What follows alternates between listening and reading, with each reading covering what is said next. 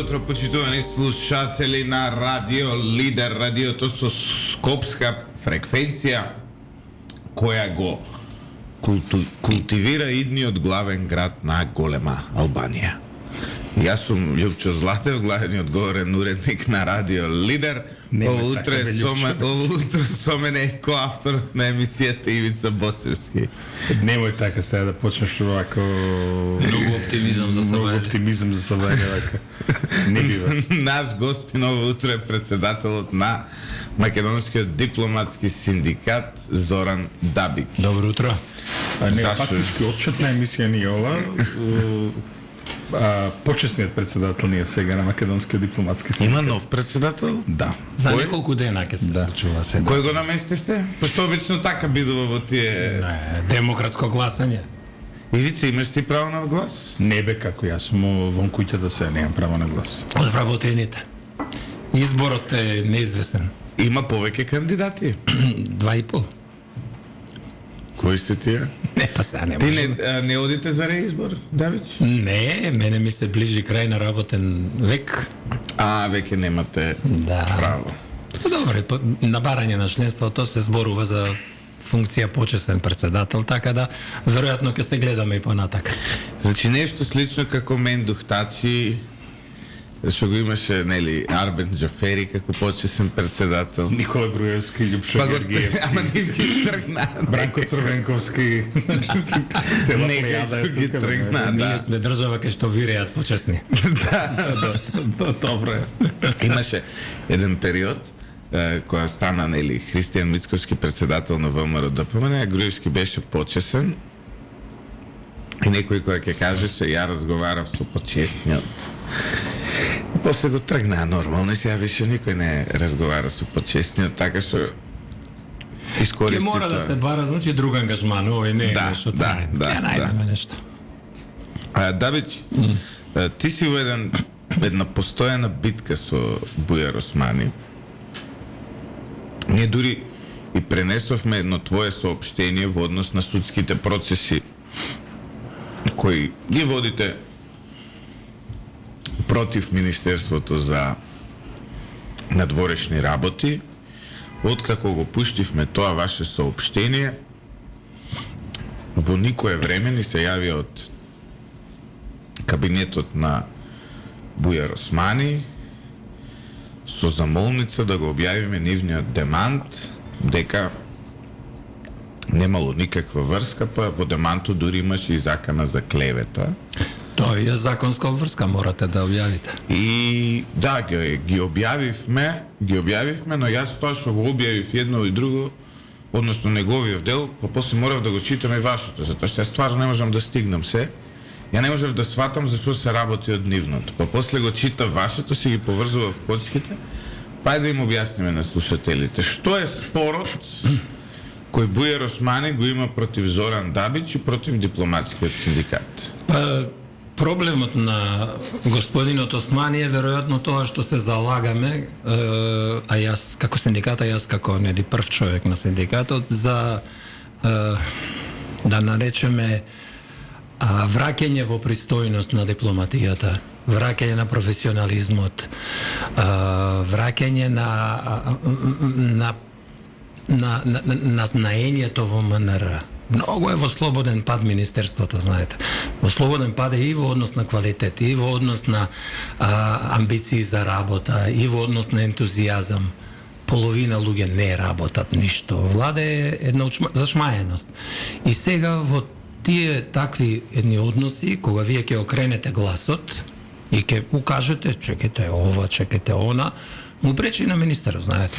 Министерот сака да биде главен и сака со се да раководи. И тогаш вие сте на некој начин црна овца, бидејќи му се заканувате на ликот и делото на дотичниот министер. Сега им запречи тоа што ја кажавме вистината. Меѓутоа, многу е перфидно тоа самото појаснување од нивна страна, перфидно е во смисла на замаглување на вистината. ние никаде не кажуваме дека Бујар Османи деградирал амбасадори и дипломати. Значи, многу внимателно избрана формулацијата која одговара и на вистината дека последните неколку години е извршена деградација на 30 на дипломати, вклучително и амбасадори. Никаде не е кажано дека Бујар ги деградирал. Проблемот со Бујар, значи деградацијата е направена во времето на Никола Димитров и тоа е многу јасно. И Никола Димитров направи една таква поделба во МНР, политичка пред се, на 2 блока, што таа следните 10 на 15 години не може да се избрише и да се надмине. Но тоа е еден проблем. Зове сега против Бугарија што е јавно. Патриотов. Да, добро. Тој карма и немојте ние за патриоти не даваме правда падна. Не така. И сега, значи вие викате, кажуваме како синдикат дека се издеградирани последните години, а дека Бујар е виновен што не ги исправа состојбите, и тие се бранат со соопштение дека Бујар никого не е издеградирал. Мислам. И дури самите си противречат во одговорот, викат ние им ги враќаме звањата кога судот ќе нареди. Значи тие ги враќаат звањата кога ќе морат да ги вратат. Не е тоа нешто што доблесно што го направиле. Така да тоа е накратко одговорот. Само да се ишнемувате од себе и да се најде некакво оправдување, но очигледно е дека многу го здоболело министерот што он почнал да врти, не тој нели нормално, него неговиот кабинет по медиумски куки. Видов дека на мене ние со години од МНР ниту не земале на некој патување да не прошетаат. Значи ниту кој имал ниту се јавиле за ништо и се наеднаш во никое време таму после платно звонат. Кога им треба. Дај, вика, пуштете го, викој Демантов. Каков Демант, бе, викам. Знаеш она, ја викам, кај сте бе сите колеги од ова провладиневте медиуми ги утепавте од шетање по странство, по мисии, по ова, по она, по... Лјупчо, многу е смешно таа заканата меѓу редови за тужба за клевета. Бидејќи во самиот негов одговор има основ за неколку тужби за клевета. Тој клевета дека е работата на синдикатот партиски мотивирана. Мислам, стварно не можам да сватам, значи во нашето 4-годишно работење никогаш не сме спомнувале никакви партии. Секогаш сме се водели од интересот на вработените, од права на вработените. И вие кога ќе видите некој дека посегнува по такви средства да одговори, да ве етикетира дека сте партиски активни, тогаш повеќе кажува за тој што се брани. Дали Зоран Давич е партиски активен? Па не сум партиски активен во ниедна смисла. Не се уште. Мислам дека. Знаете што, кога ќе отидам во пензија, можеби ќе бидам активен во некој NGO, можеби во некоја партија. Можно е пак да формирам и рок-н-рол бенд, како што беше Тарти Филипаот на Византија. Тоа е сега, Кевин Костнер растура сега глумецот со рок-н-рол бенд, така да ќе видиме. Да, само Македонија умре рокот. Па добро, ќе го ревитализираме. Ако ви треба менаџер, ја ви стојам на располагање, ви нудиме тука и студио за бендот и се. Фала. Па нели имаше бе Боријан праја бендови, она како се викаше новинари. Да, па вие може да дипломат. Може Ивица да го земете, он има длабок глас за пеење. И добар е. Немој само да ми нудиш тапанари, пошто тапанари има колку сакаш. Не, тапанари ја може да дадам. Таа е лесна работа на YouTube, ќе научиме. Сум била и втора гитаровен бенд. Така што. Знаеш да свириш ти? Нормално како. Значи може бас. Играчки шо. Бас не, ама втора гитара. Добро. Ја можам право. Сакаш еден рокеровиц? Ајде. На брзинка. Да. Кога свири бенд на сцена, кој што размислува во моментот? Ајде. Пејачот мафта нели со косата, вика, дали сум ја испрал косава са бајле, добро ми се мафта, женски вриштат. Гитаристот чека, вика, сега ќе улетам со соло, сега кога ќе развалам и кога ќе дојде моментот. Клавиатуристот исто нешто по клавиатури, а басистот укочен и вика C, G, D, C, G, D, C, G, D. Да, па, ама види, добро. Например, за тоа Pink Floyd што е позади Ивица е еден од најдобрите бендови што ја ги знам. Ето така. Таму басистот е главен. Добро. Тој малку таму поише од се не знае. Како? Тој целата абецеда ја знае. Значи, Роджер Вотерс е главен у Pink Floyd.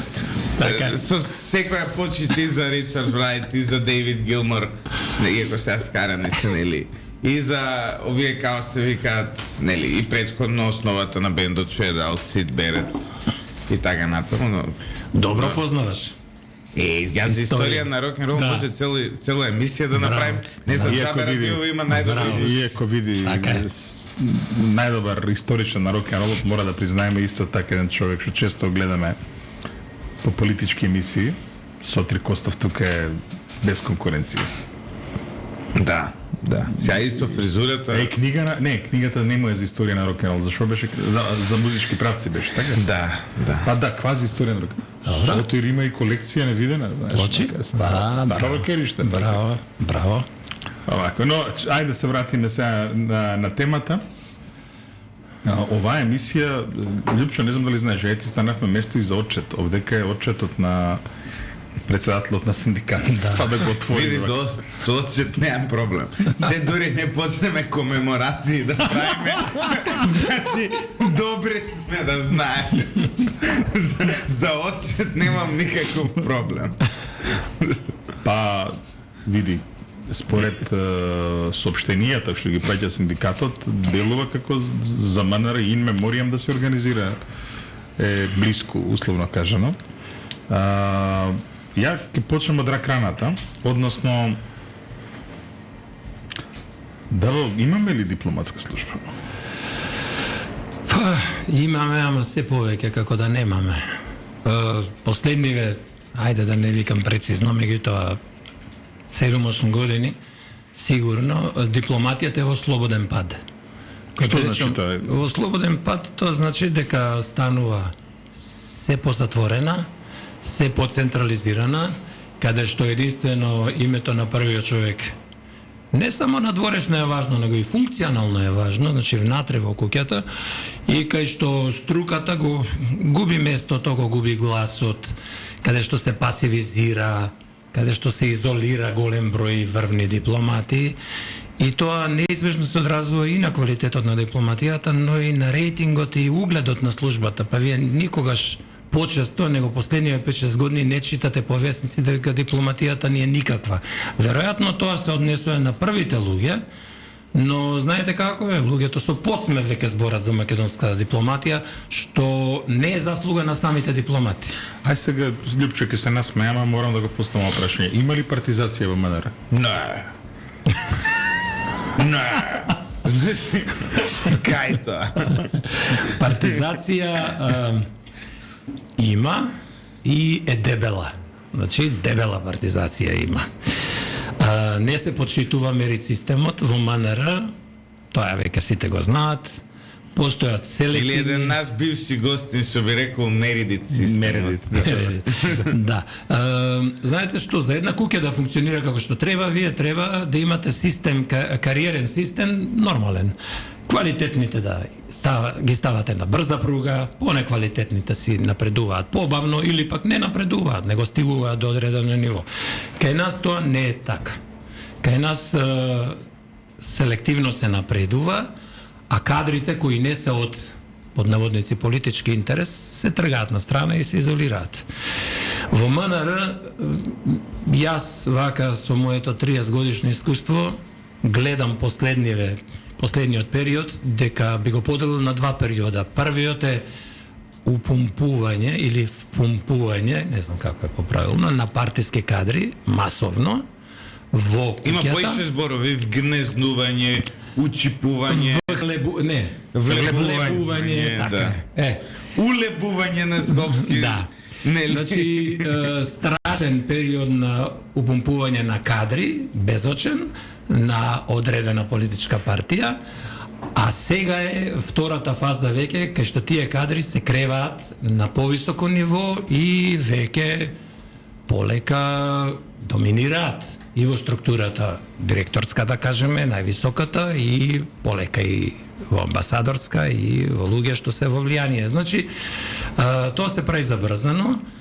Проблемот е што тоа не се прави на квалитет, на база на квалитет, туку се прави селективно од партиски најчесто, веројатно и од лични причини, па така, за да се забрза процесот, измислен е еден механизам кој нормално е неформален и не е видлив можеби од надвор, како кадрите брзо се унапредуваат, како се забрзува целата работа. Вие знаете дека во законот, исто како и да речеме кај војните лица, имате пропишана одредба дека 3-4 години морате во едно звање да бидете, па најдобрите нели после во друго звање, па 4-5 години во трето звање и така се напредува во работниот век.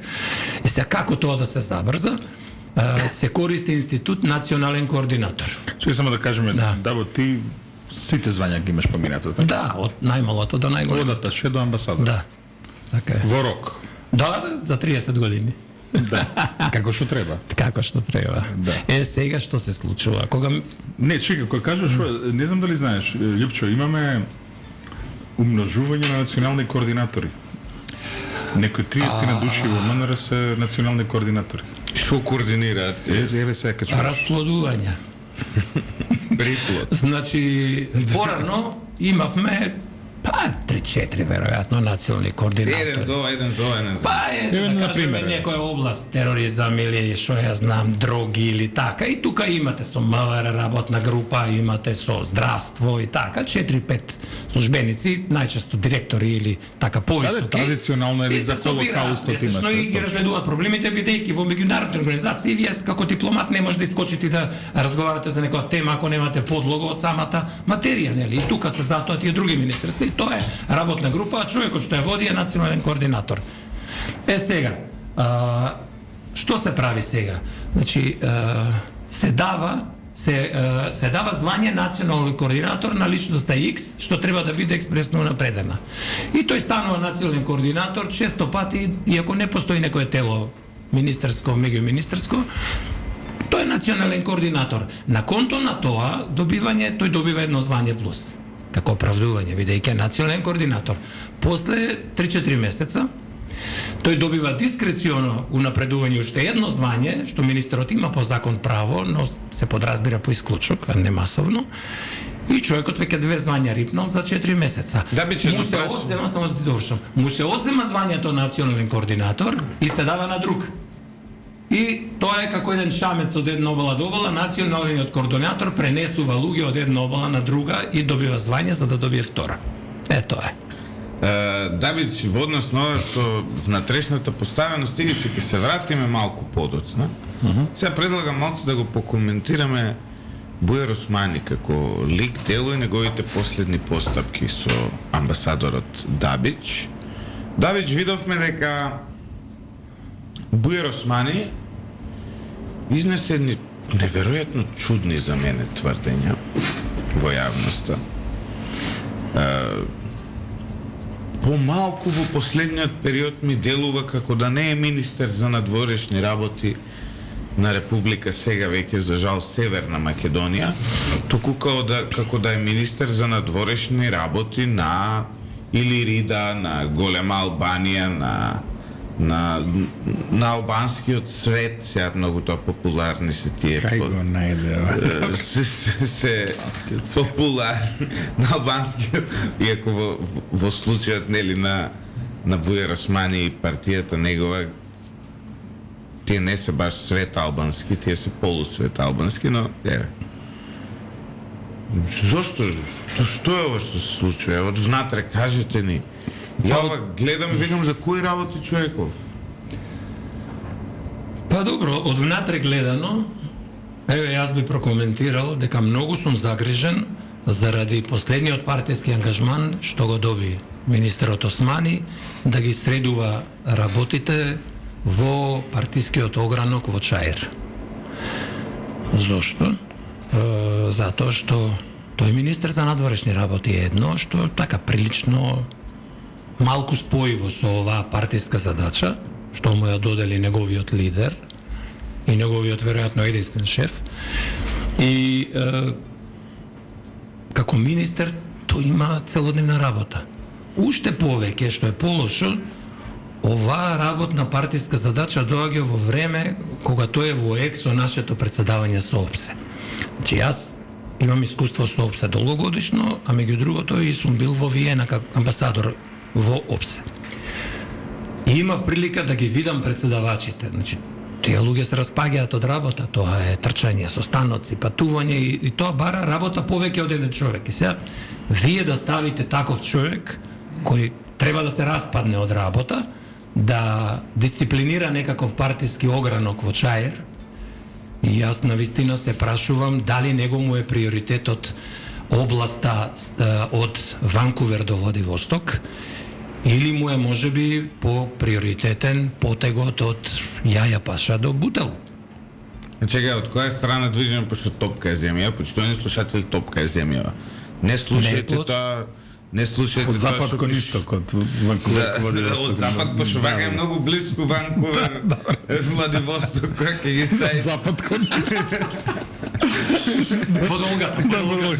Подолгата варијанта. Пошто вака и ве го кае, знаеш. А за Јаја Паша до Бутел е јасно, може и од двете страни. Да. Не менува дистанца. Не менува дистанца. Мислам, може од другата страна да се топкам, премногу би било. Тогаш UN би се викало. Да. Да. И замисли проблематичен би бил тој свет во кој би почнувал од Јаја Паша, би завршувал во Бутел. И би имало слободна зона Чаир. Да, и која не е делни ваму ни таму. Неврзани. Обратно беше, да, но од Дуи гледаме се повеќе на националистичка риторика. Арстан Груби излегува на телевизија и се фали што ни ги земале сите вработувања во Македонија, што 40% биле албанци и така натаму. А тоа веројатно е некаков синдром што ги има триумфалистички зафатено, овака гледано како нели обичен човек кој не е во политиката, но повторно од призма на МНР и ние го гледаме тоа. Нас навистина не ни е пријатно да гледаме како наши 10 на 15 возила на МНР се користат во партиска кампања на Дуи. Тоа е страшно. И знаете, тоа е очигледно спротивно на етички кодекси и се, а многу ми е интересно што државните органи надлежни за проценка на вакви незаконски активности немаат механизам, велат, да казнуваат. Додека во МНР, според нашиот етички кодекс, вие можете, ако прекршите етички кодекс, да добиете на прва инстанца голема казна, и финансиска, и разна друга, и на втора инстанца, значи за второ дело може да изгубите работа. Не според закон, него според етички кодекс. И тука мислам дека има голем дисбаланс меѓу третманот на највисоките државни службеници, односно функционери и државни службеници. Ивица?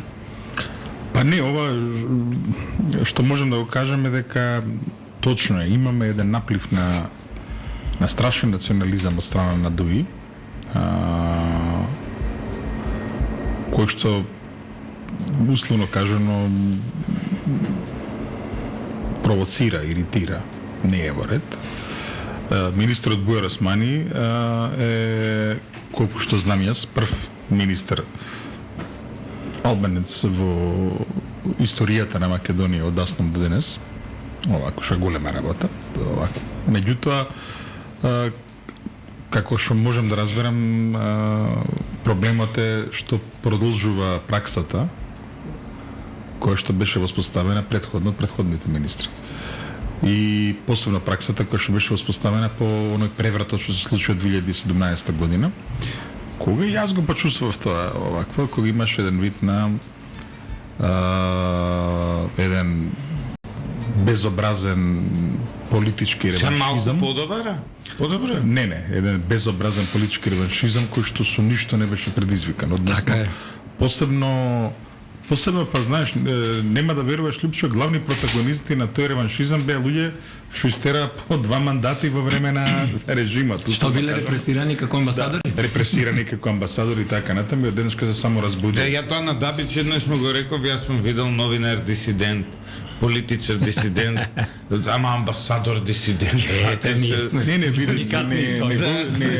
Види, неговиот случај кој што не сме никогаш се повтори, значи човек што ги поминал сите скалила во МНР, да биде деградиран на ниво на раководително деление, што е, да речеме, нешто што одговара за човек кој што е влезен 3 години, 4 години во 3 до 5. 3 до 5 години во министерството. И што е најтрагично, еве уште се тужи Ке добие.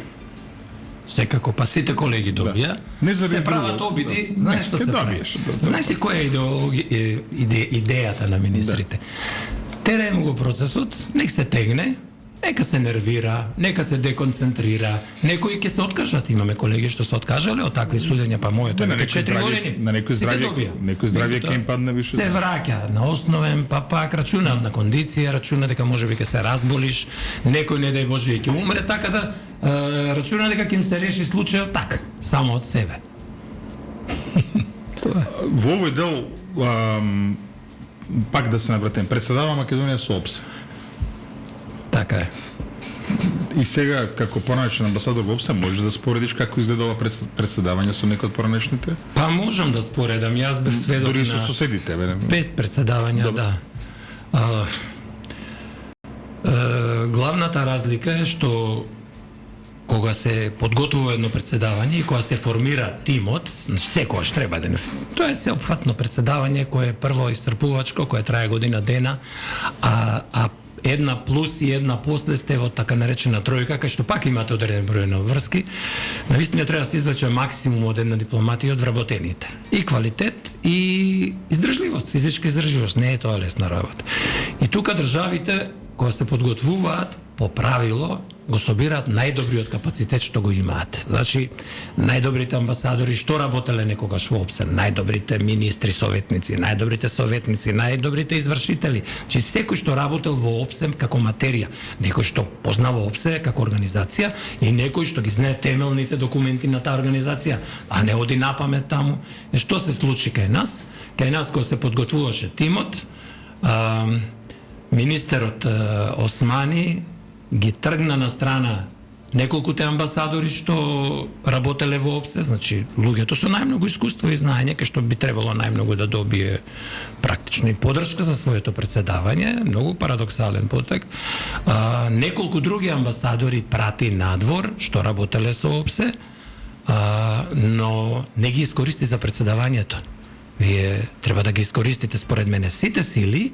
А ако треба да се награди некој, после наградете го после за амбасадор некаде, но вие во тимот мора да ги ставите најискусните. Една Албанија така направи, собра се што имаше за председавањето и со ОПСЕ и со членството во Совет за безбедност, знаеш, како непостојана членка на Обединетите нации во Њујорк, се собра и старите овие седи глави што ги викаат и млади, но ги тоа најдоброто. Кај нас што се случи? Тимот од 20 на 25 луѓе што е формиран за нашата работа во ОПСЕ, во тој тим само еден момак имаше искуство претходно во работење во Виена во ОПСЕ. Значи, пуштена е екипа која тотално немаше искуство. Сега, зошто е тоа така? Зошто се пуштени луѓе без искуство? Зошто се искусните тргнати? Многу е тешко да се најде одговорот на тоа прашање. Според моje мислење, што е моje мислење, сметам дека веројатно се сака да се профитира на председавањето на личен план, на политички, значи да се избие во прв план како шеф на председавање, како човек кој е светска политичка звезда, кој лета по цел свет ги средува проблемите, кои доле ги средува дома состојбите и кој е така еден Худини.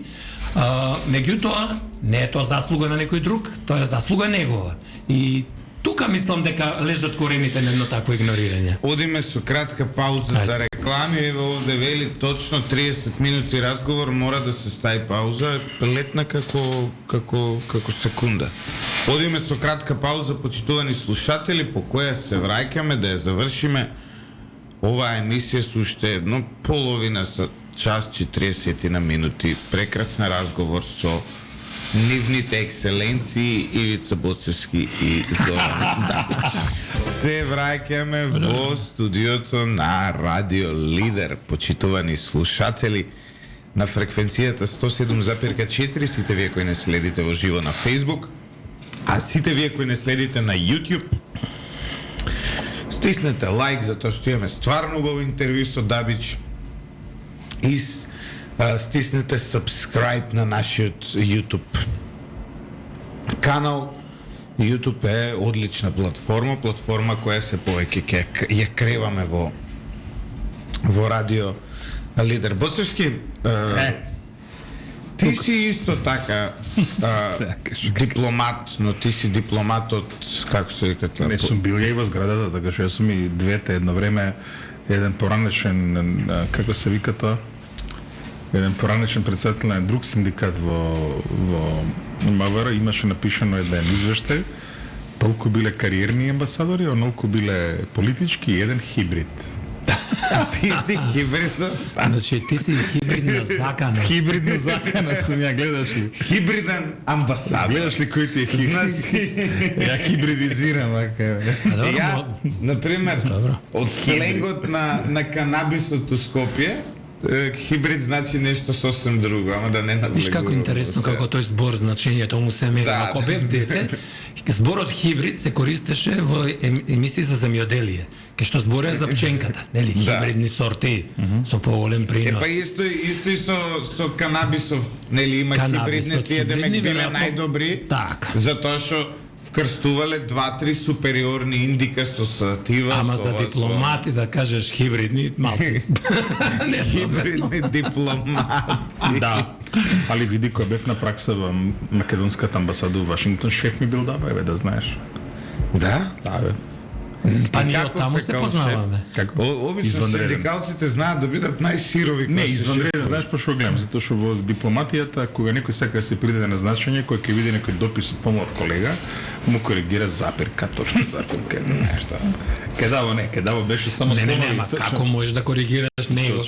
Не тоа, него и плюс има уште една работа, затоа што забележавме дека има настани кои што не се покриваат. Па бевме заедно, нели? Така е. Таму видовме и не сме единствени, се да знаеш, дека во Вашингтон дипломатите може и со метро да отидат на настан.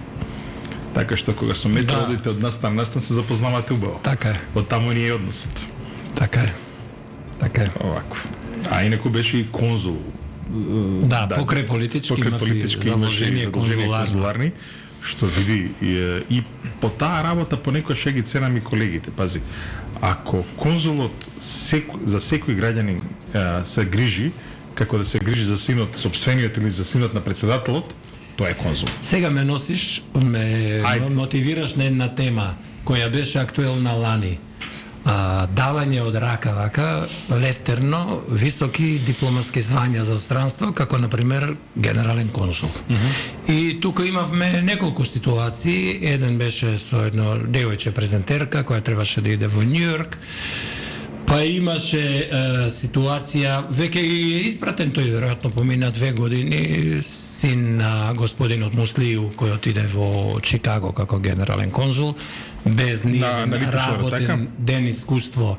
Значи без ниеден ден работно искуство во МНР. Добро, ма може би имал животно искуство, може би. Па со 31-2 години се сомневам, бидејќи со 31 година генерален конзул па е 31-2 веројатно така некако. Чикаго. Значи дечкото си дојде кај нас, 3 месеца го обучуваа по наредба на некого. Му назначија една колешка која седна на компјутер со него и веројатно му ги кажа документите, формуларите и колку што може да научи. Меѓутоа знае што е проблемица. Проблем е што генерален конзул не е случајно тој збор генерален, тој главен конзул. Значи тој штити и државјанин државата, меѓутоа и имотот на државата. Точно. Имало држави кои што бродот им е запленет, камиони им е запленет, генерален конзул има и политичка улога. Политичка улога, привлекува капитал. И тоа се секогаш кариерни луѓе, но со многу кариера, значи со долга кариера. И се вие кога ќе ставите некој условно дете, да кажам, неискусен, неговата улога таму веројатно ќе биде на приеми да се пијуцка, да се прави мобет со 2-3 пријателски седни и толку. И ова што ни стига од диаспората не се позитивни сигнали, затоа што, например, за колегата пред малку го зборувавме Јакуп, Да. Се уште го бараат во Чикаго.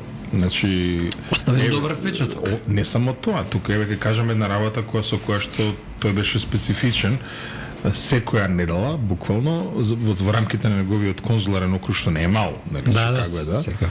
Тој одел на крајот, кога завршува литургијата во македонските православни цркви, чисто, како да каже, тука сум треба ли Да се нешто и така поздрави. натаму.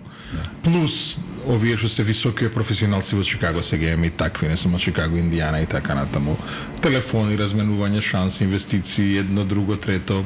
Дури некои од директориве кои сакаат да се промовираат себе си го канат генералниот конзул на сопствената земја, значи разработен конзулат. И Тоа сега е, разработен конзулат му го даваш на дете. Тоа е А не животно бива искуство. така, бе, Тоа е да, да, претходно животно искуство како еден многу битен предуслов Да. за функција генерален конзул.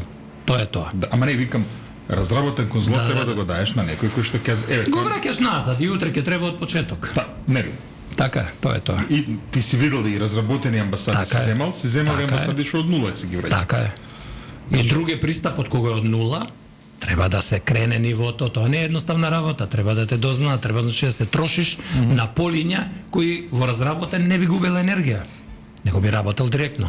Се, една работа ќе треба да провериме, една гласина стигна дека наводно во НАТО на документите имаме астерикс кај јазикот со забелешка од бугарите.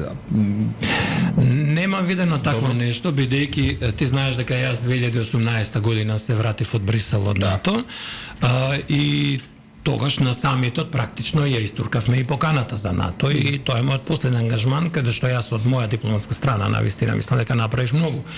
И добро се, наградата беше соодветна кога се вратив, тргање на страна, како и да е.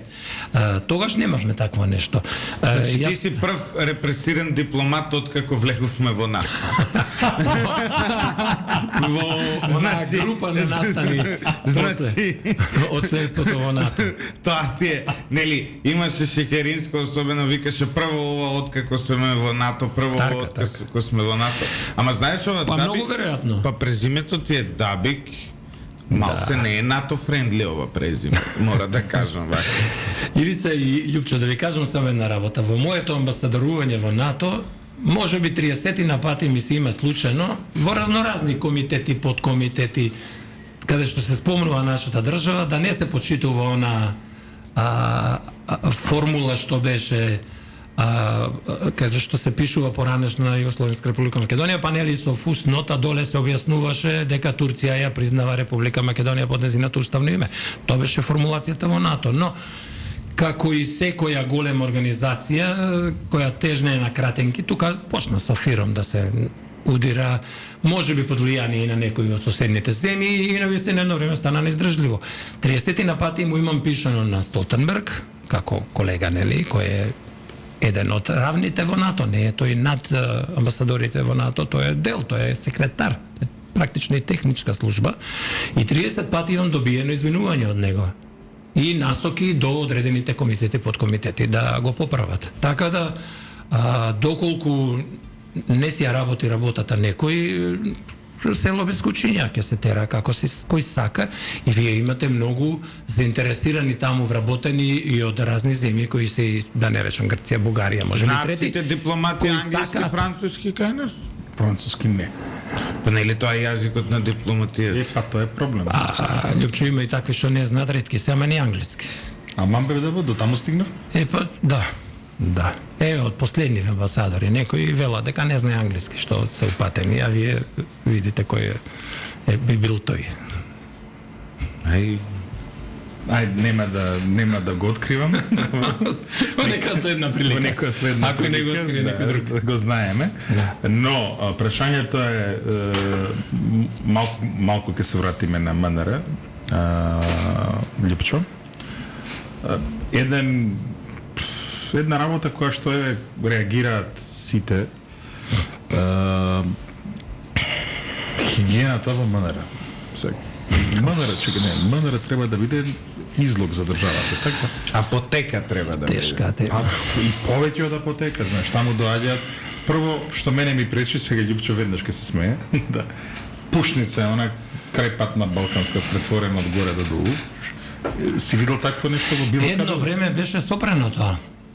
Пред 10 години не се пушеше во МНР. Ама гледај сега нешто одлично. Да, сега не се почитува. Труе од горе до долу. Ние имавме, значи, амбициозни. Не знае. Дури беше малци смешно, имавме амбициозни државни секретари кои одеа по канцеларии и контролираа дали се пуши. И така треба. И тоа е за поздравување. Така треба, бидејќи тоа донесе некаков резултат. И луѓето излагаа надвор и пушеа. Денеска, да, веќе не се почитува тоа. Ај тоа, меѓутоа што е ова, слушам неколку катови, вецињата не работат. Па, Нема вода. вецињата се, како и целото МНР, рак рана на дипломатијата. Јас навистина не знам. Слушаш што е рак рана на дипломатија. Да. Затоа што се одраз на моралната деструкција и деградација на куќата. Значи, Не само тоа, Џорџ Орвел ја има оваа забелешка дадено како новинар и нели познатиот писател, еден од веројатно 10 најголеми писатели во историјата, но во исто време и дописник на BBC. И го прашуваат како ги делиш земјите, како ги препознаваш земјите, вика по состојбата на тоалетите на железничка. Ќе отидеш, вика, на железничка, идеш во тоалет и гледаш во каква состојба е тоалетот и секогаш, без исклучок, во каква состојба е тоалетот, во таква состојба е и земјата.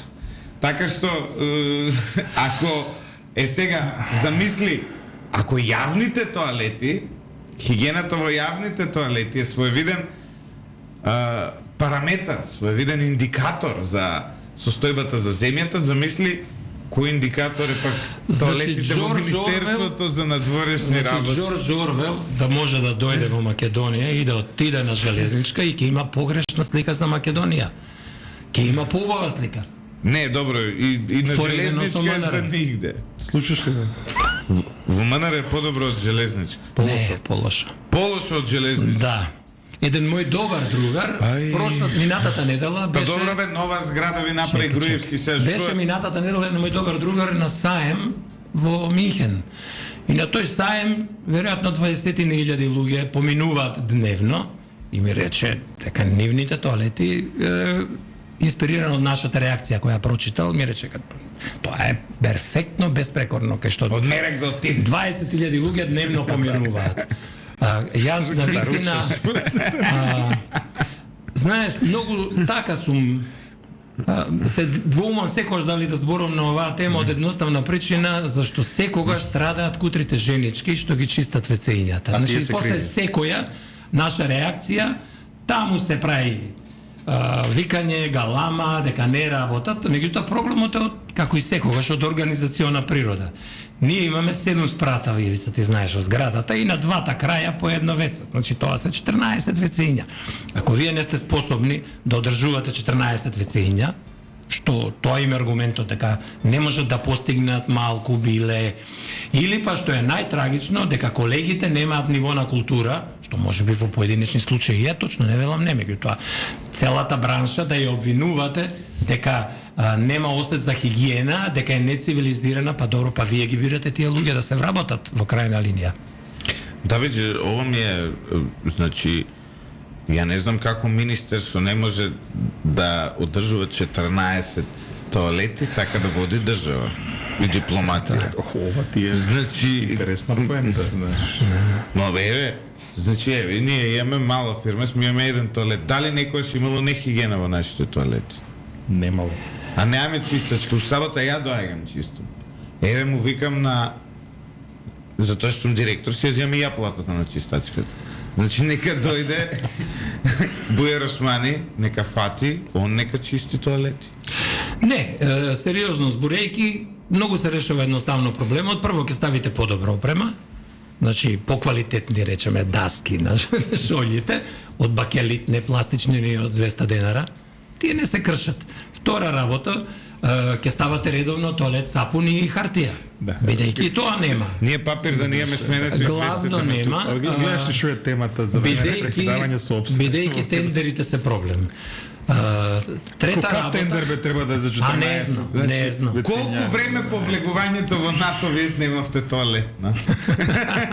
Не, види, Лјупчо, ја дори мислам да покренеме една акција да неколку вака куќи кои што соработуваат со дипломатите, новинарски, да донираме. капаци за Ја бе, може и викенд радна акција да организираме преку радио. Можете да Слушатели ќе донирате, мобилизираме. но не со пари. Не само за чистење, тие капаците да се Таму мислам Нема дека кап- треба и нема- дезинфекција и нема- дератизација темелно Да да ви се кажам направи. Добре, нема она како се вика овие што се става на летни Ивица, човек. слушай, значи не со пари, Школка. ќе донирате со директно средства или со работна сила. Пари не, бидејќи пари има во министерството. Ако може секоја недела да се држат кој знае какви трибини, кај што се прават банерчиња, значи малата индустрија работи секогаш и фирми Да, се бе, водат на Никола тендерчиња. Спасов и така И натаму. такви, тоа е наше секојдневие, значи горе најгоре под куполата на 8 спрат, секоја недела нешто се одржува, ние не знаеме додуше, што бидејќи не сме информирани. Ние не сме информирани кој доаѓа во куќата секој ден, само се кажува, ве молиме да не се движите на главниот улаз од толку и толку сат. Порано се кажуваш и вие као дипломат, убаво е да знаете кој ви доаѓа во куќата. Ма ние вечерва на вести гледаме, па ако кажете, вие новинарите, ќе знаеме кој ни дошол у куќата. Така да ние имаме пари и за тоалети и за се, меѓутоа тие пари се трошат на други некакви причини, со некакви други можеби мотивации. Ама Бујербе она- нека фати, нека зачисти малце. Мене што ме секира е Нека ги навистина- викне, еве, сега председател го решава проблемот од општинска чаир. Нека отиде у општинска чаир, ќе најдете 10 жени загрожени едно друго. Ставите дојдете две и женички и нека чистат. само со вецињата се бават, ке блиста. Ке блиста. А не вака, навистина страфнија да одиме во веце, бидејќи има и бактерии, може некој да Еве, закачи. од општинска чаир да се... Може нека некој го да чистат закачи некоја весеците. зараза. Значи, Шерихија Коли е денес присутна во религиски Македонија. френдливи се шолите во министерството, тоа не сум приметил. Па да, со примеси на алтернативен пристап во форма на шишенца од пелистерка и така. О мај гад. Герила. Сега најидеално да се вратим на председавањето со еден преминут кај нели ке Не, ама ова како што реков е одраз на целосното пропаѓање и ментално и морално. Што правиме? Види, затоа што Министерството е чувар на државната меморија, факт е тоа. Да. Меѓутоа често имавме ние министри кои што беа слободни уметници, Кој бе? а Министерството се сведуваше на како да наречем техничка служба. Па тоа е сега најизразено. Тоа е сега. Токму кулминација на тоа е последните два министра, значи го претворија министерството во една високо централизирана Системски институција. треба да се работи, треба сите Значи, што се колегиуми да случува? има редовни Зголемени се, како што зборевме за овие национални координатори, така е кабинетот зголемен од 2-3 луѓе во некое мое време, како млад, на можеби 10-15 пати повеќе. И сега вие имате паралелни структури. Во кабинетот има задолжени луѓе кои го информираат министерот по области. По области каде што веќе имате директори.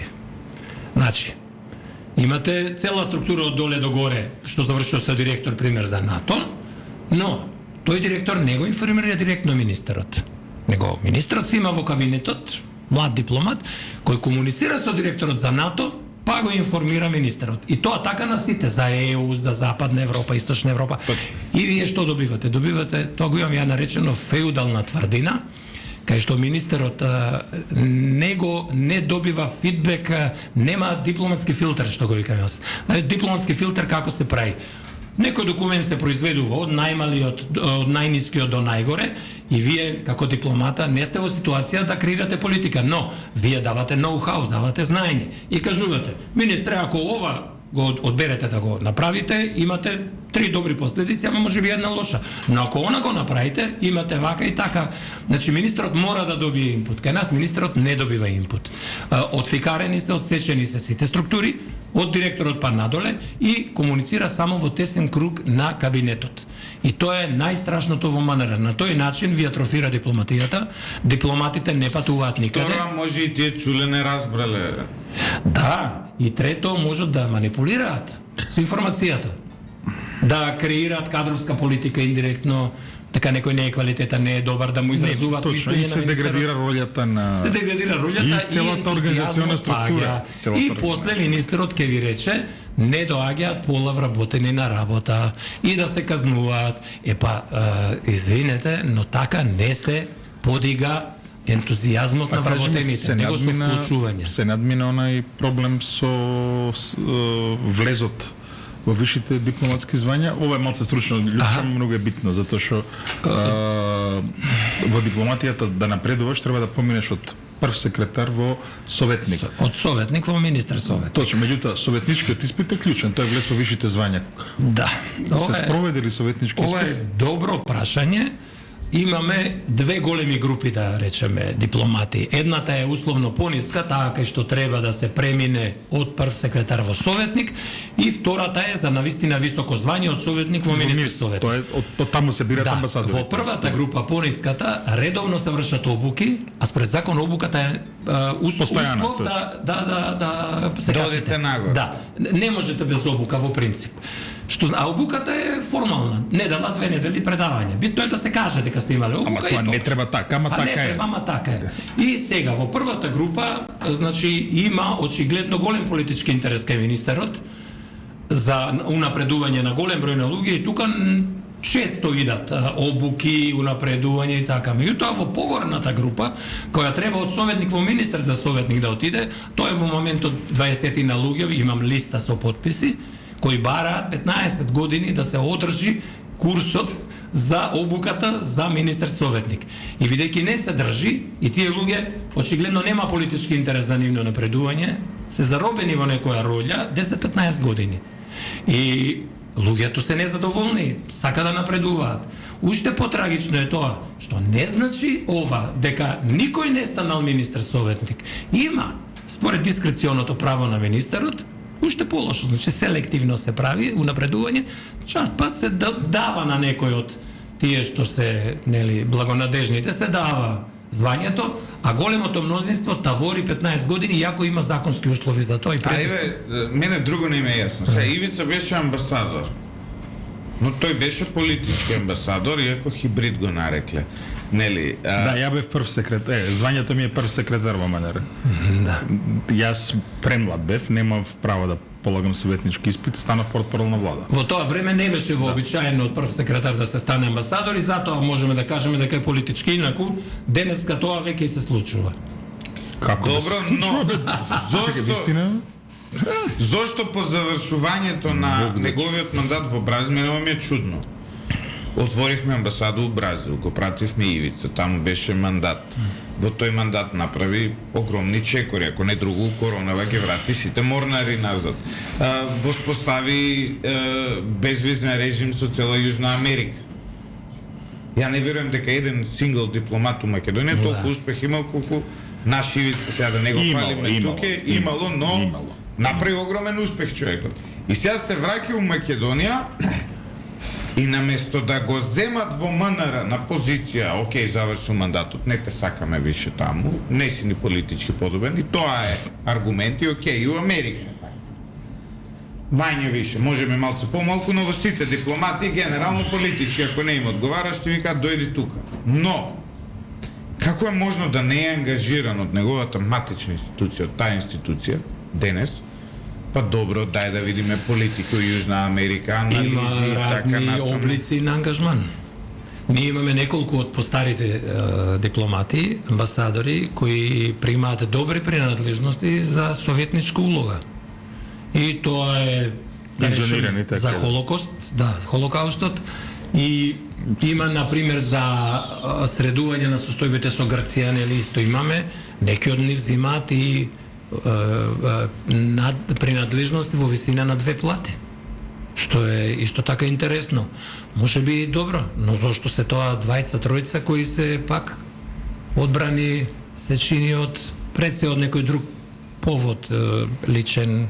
Да, но зошто дипломатите кои не се од кариера, при враќање назад, не ги вработуваат во МНР? Па тие не ги слушаат дипломатите од кариера, ако се враќаат, ти кажам јас кога се вратив од Брисел, Добре. фала членство НАТО, ај сега у Магарешка клупа. Ама добро, па барем си вработен, знаеш, ти тече стаж тоа. Абе, не, ама сека да каже дека види. Знаеш ли дека јас за 4 години Тоа е- еден мејл неам добиено со работна задача? Еден мејл. Тоа го викат мобинг по светот. Меѓутоа кај нас тоа не се докажува, има не знам 2-3 случаја добиено од 10 години. Тоа е дефект на државата што мобингот не може да го докажеш. Меѓутоа ја ти кажам што се случува. Значи да го вработеле, ќе го спуштале прво доле со прва систематизација, ќе земал 30.000 денари плата или 28 и така ќе си седи па мислам дека никој нема интерес така. А иначе просечната плата во МНР е една најниска во државата.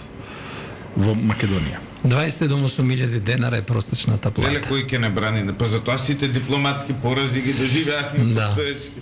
Да. Толку малку платени. Ова се вклопува во деградацијата и јас би рекол и разградување на МНР. Сега може би смела теза се каже дека свесно се разградува МНР, меѓутоа се реструктурира. натака Не, оди. сака да каже носител на државноста е. Носител на државноста. Да, натака оди, мислам, се гледа. Ај малце од слушатели пораки. Ајде. Вика, еве, Зоки вели, можеле вика во вецето биде да постават место шишенце. Се согласува. Може. Да. Ама дупло поише Перо има вели- работа за чистење така. Боцевски синојке на Канал 5 маестрален во одбрана на македонците и Македонија требаше на крај да го докрајчи оној северџански апологет Нано Ружин. Добро. Имавме дебата. Јас сум северџан, не врегајте, значи. Како да не? Ајде глупости. Значи, сега ве молам почитуване. Ај глупости се. Овој бил на линија. Најдобро радио за сега сте. Па да, радио више никој не прави така. Веројатно и во иднина ќе биде. Едини и најдобри. Да, едини и најдобри. И на италијански имаме од наша диаспората, вели бонжурно, сеньори, буена giornata. Buona giornata. Да. Не ми иде италијански, јас сум поише по Добар англосаксонските јазици. Ивица, за крај некој прашање задавич? Не, за кредот, стајме да видиме да немате нешто да порачи. Ше интересно. Ќе ја биде ли Македонија? Не тоа. Не, тоа Димитров што го кажува ќе не биде, нема да не биде. Тоа јас не би го. Не знам, ја е вака, сега го гледам човеков патриот. Еве, Која беше темата што ја испуштив? може, еве една твоја реакција од вчера. Ајде. Велиш, вчера министерот Османи бомбастично најави дека за неколку месеци доаѓа албанец премиер. На првиот вице-премиер Груби мораше да го дообјаснува денеска. Го замолувам господинот Османи да не крева лажна тревога за предвремени парламентарни избори годинава и да не ги плаши вработените во МНР. Таман почнавме да се навикнуваме на него. Па да, тоа го кажавме. Малку и циничен. Очигледно, па не, целосно циничен, бидејќи знаете што, прв човек на дипломатија вака аматерски да се истрчува, па не ни е право ни на нас, знаете, ние имаме некој интегритет како служба, како дипломатија. И сега тој ви кажува нешто што неговиот, па не му е шеф, меѓутоа сепак на некој начин, ако земе лидерската улога во владата, веројатно му е шеф колегата партиски, мора веднаш да го исправи, па знаете, вие тие министри што ги исправаат веднаш, кога сме гледале понекаде и така по светов такви киксови, не траеле долго. Така да ние таман се навикнавме на него, ама идејата беше ако има предвремени избори, не сме сигурни дека ќе го гледаме повеќе во куќата, а таман се навикнавме. Не, главното е прашање Девич, има ли простор за поинаква македонска дипломатија и поинаква македонска надворешна политика? Тоа е. Секако дека има. Прво нека ги средат тоалетите, па ќе го правиме муабето. Па добро. Не, убаво. Почнува. Во право си. Во право си, од базата се почнува. Значи, 3 работи треба првично во првиот чекор да се средат тоалетите, да се искречи зградата која ниеднаш не е искречена од 2011 Натре, не натре. и да се тргне кофата на главниот влез. Каква кофа? А тоа е историска кофа. Значи, ние кога чекаме делегации, ако се погоди дождлив ден, како што влагаат на главниот влез, знаете она сала кај што се даваат изјави, кај што има пано, па на средина таму капе. И тогаш се става кофа. И бидејќи опасно е нели ако капе, па ќе се лизне некој, па не дај Боже, па некој странски државник, па ќе мораме и оштета да плакаме за скршена глава. А вака кофата е тука, безбедна е, проверена е од безбедносните служби. Нова кофа од пластичарска. Па некој пат е нова, некој пат, знаете, не е селективно. Зависи кој доаѓа. Која за Бајден вика купете нова кофа. Мислам дека е премногу да се рангира гостот според квалитетот на кофата, ама ова не може да биде протоколарна иновација, знаеш, онака.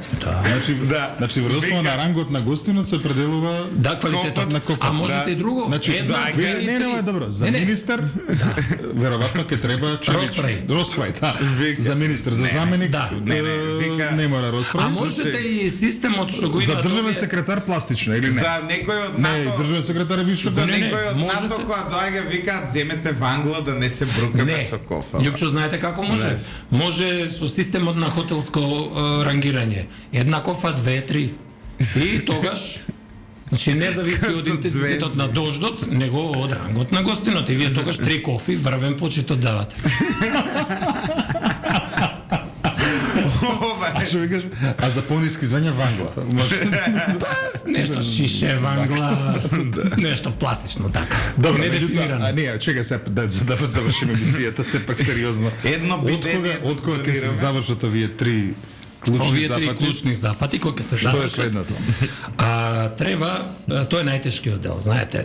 Прво треба да се смират страстите во МНР кои се производ и поделбата директно на Никола Димитров. Никола Димитров, првите денови кога стана министер, разреши 20 луѓе од политички причини, бидејќи биле според него симпатизери на партијата што тој тогаш не ја сакаше во 2017, луѓе кои добија решение за упатување надвор, ги врати назад со спремни куфери, со спремни фамилии, со деца испишани од школи. Значи, затоа и се формираше нашиот синдикат. Тоа беше тригерот. Луѓето формира синдикат, тогаш ме поканија мене, јас дојден од странство, не знаев за тоа и така. Знаеш, нели има она на интернисни кардиолог кој имаш стрес тест. Да. Ја на ивица само правам стрес тестови, не го пуштам да иде по интернисти, ние аматерски го спроведувам. Да. Еднаш му се јавувам да му направам стрес тест и му викам, бе, знаеш ли дека Димитров ќе биде кандидат за председател на ВМРО ДПМН. И за малку ќе беше со фатални последици стрес тестот. Не, вие се шегувате, меѓутоа стресот е феноменално лоциран од страна на премиерот. И ние тука му аплаудираме на премиерот и го фалиме за неговата иницијатива сите вработени во државните служби да се релаксираат од стрес. И особено ја цениме нивната иницијатива за воведување на спорт во работно време. Имајќи го тоа предвид, и јас напишав еден имейл пред недела дена до министерот Бујар Османи, каде што ја пофалив иницијативата на премиерот и нивниот министерски одлуката нивна да се релаксираат, да играат кошарка, да играат фудбал. Но знаете што, не се тие сега некаква возвишена каста, па само тие да имаат право. И ние имаме право на антистрес, поготово дел од нас навистина се под стрес. Така да му предложив да согласно можностите просторни во МНР да се обезбеди некакво спортување на луѓето за да го избијат стресот. И предложив пинг-понг, предложивме столни фудбал, пикадо и такви, и мини-голф, пошто ходниците ни се долги и феноменални се за мини-голф. Меѓутоа не добивме одговор. Згора на тоа ги поканивме и колегите да се изјаснат како вид спортување сакаат. Така да ние сме во процес на прибирање мислења и мислам дека ова би било на големо задоволство на вработените решено доколку Бујар го прифати. Давид, ја на пример нема бордели во Скопје, иначе Wall Street моделот на решање на стрес ќе ви го предложив, но кој кажи? Добро. Не, ама добро, да се бајле сме, добро. Не, кај нас е многу активно на тоа поле, така да нема потреба од тако. Да. Обично дипломати од пасивна гледна точка, не е Wall Street. Но може тука треба да се, знаеш, Не може да бидете добар дипломат без да бидете добар джентлмен, љубовник и така натаму. Мислам дека дел од тие обуки за надминување во стадиумот треба да ги држи и постариот колега Георгија Мисајловски, особено во овој дел. Особено во овој дел, он мислам дека би ги припремал младите наши дипломати да како да ја зграбчат наредната Мисајловски е шанса. една интересна фигура во македонската дипломатија. Под услов со него ко предавач да биде некој што ќе одзема на, како се викава, токсична мажественост, нали? Токсички мишкелините. Така, да. Отровна мажественост, затоа што те се пак доаѓа еден друг период на светската историја, кога овие родовите односи беа во некоја неандертална фаза. Меѓутоа сепак и тој има вештини кои што се применили. Како не, тој остави длабока трага во нашата со персоналитет, со лично, со начин на работа. Остави го оној делот што кружи за него во скопските кафеани. Во делот, стручниот дел. Да. Мисајловски. Добро, тоа може да се види и по неговите колумни, а тука би го пофалил него бидејќи навистина пишува оригинални колумни, кои според мене еднаш мислам и го имаме спомнато, спаѓаат во единствена козерија во Македонија. Не сум видел таков некој друг представник на тој правец, кој особено за малку поопатената публика кажува многу во многу мали кратки сентенци. И не само тоа, туку види, не само дипломатска козерија, туку друг не негува, како да речем, жанр на дипломатска колумна. Не. Ќе ви кажам по крајот на оваа емисија како ве оговараше еднаш, па потоа ќе се соочиме заедно негде на Джигерче, Беловици, да се измириме. Да се измириме. Да се утврдат фактите. Да се утврдат Fact-finding lunch. Да. Ви благодарам многу за вашето Благодарам на поканата и јас секогаш радо се и нас ни е многу на вашите драго, покани. многу ни е драго кога доаѓате овде, затоа што уживаме во овие длабоки разговори. Благодарам. И изговори стручни за дипломатската тема. Добро, секој треба да има добар микс, за да нели не бидеме напнати. Ајде да се надеваме дека следниот пат овој домаќинскиот дел на Мухабетов ќе прескокнеме. Барем тоа. Да се шолјеве со видеа. Па се надевам дека нема да имаме причина следниот разговор. Нова, како рече, кофата стана легендарна, така? Да, легендарната кофа. Да. Ваши екселенции, ви благодарам за оваа емисија. Ова утро, почитувани слушатели, денес е кој датум е денес? 16.3.2023 година. Ова утро техничката реализација е на Димитар Митровски и Јордан Чаушевски.